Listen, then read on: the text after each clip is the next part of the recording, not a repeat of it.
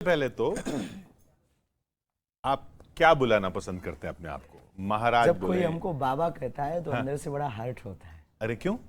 हम कोई बाबा नहीं ना, हमने कोई संन्यास लिया है ना, भगवान की कृपा से हम दाढ़ी भी इसीलिए नहीं रखते हैं। अच्छा, कि कोई हमें बाबा आप बाबा नहीं है? नहीं है। कोई हमें महाराज जी कह सकता, आप हमें आचार्य जी कर सकते हैं, हाँ। आप हमें शास्त्री जी कह सकते हैं, ये हमें बहुत प्रिय है। अच्छा। बाबा कहता है कोई तो बाहर से हम नहीं बोल पाते, पर अंदर से लगता है यार भाई कम से कम हमारी दाढ़ी मूछ तो देख।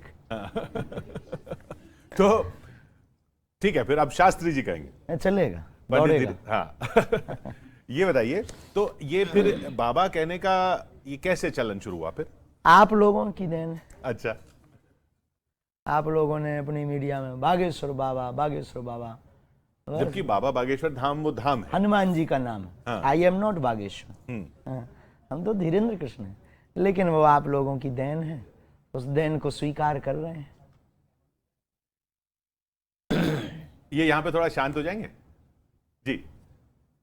तो सबसे पहला सवाल, आपने अब जब खुद ही कहा कि आपने संन्यास नहीं लिया है और आप बाबा नहीं हैं, तो लोग जो आपको भगवान मान के आपके पास आते हैं उनको आप कैसे देखते हैं? ये पहली बात तो ये बहुत बड़ी भूल है। हम सबको विनम्र हाथ जोड़कर प्रार्थना यही करते हैं कि हम कोई ईश्वर नहीं है, ना हम कोई महापुरुष हैं। हम अपने एक गुरु के साधारण से सेवक हैं और सनातन के एक सिपाही हैं।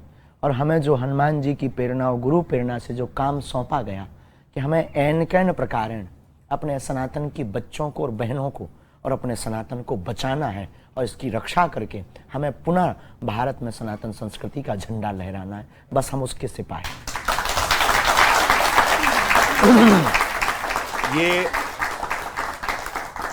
ये बोध आपको कब हुआ? हमारे परंपरा में ये है, 3 अच्छा। पीढ़ियां गुजर गई। हमारे दादा गुरुजी ने 40 वर्ष तक सेवा की बागेश्वर हनुमान जी की, और दादा गुरुजी के भी दादाजी ने की। वो मंदिर हमारी पीढ़ियों दर पीढ़ियों सेवा कर रहा है। आचार्य पुजारी पद पर एक ना एक वहाँ प्रतिष्ठित रहते। हमारी दादाजी के माताजी भी बागेश्वर महादेव की उपासक थी, और तीसरी पीढ़ी में हम हैं वहाँ सेवा में।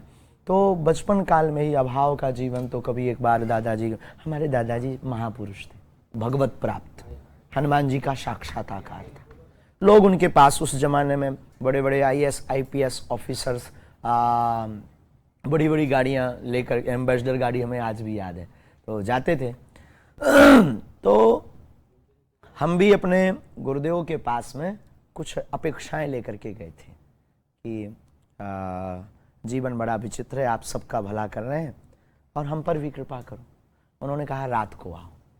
ये कब आपकी उम्र कितनी थी? 9-10 साल। 9-10 साल। हाँ। जीवन बड़ा अद्भुत विचित्र था, उन स्थितियों का बयां करना असंभव है, हमें लगता है जीने से। तो रात को हम गए, बस प्रणाम किया और घटना घटनी थी सो घट गई।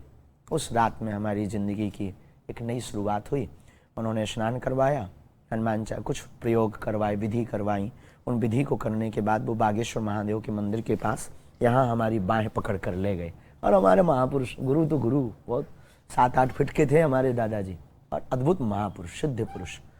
और बस उसी रात को एक घटना घटती है, और वो जा कर के होता है कुछ ऐसी घटना जो टीवी का विषय नहीं है। एक लाइट जैसी होती है, एक लाइट जैसा प्रकाश होता है, और हम भयभीत तो हो ही जाते हैं, बच्चे हैं तो बहुत अति भयभीत हो गए।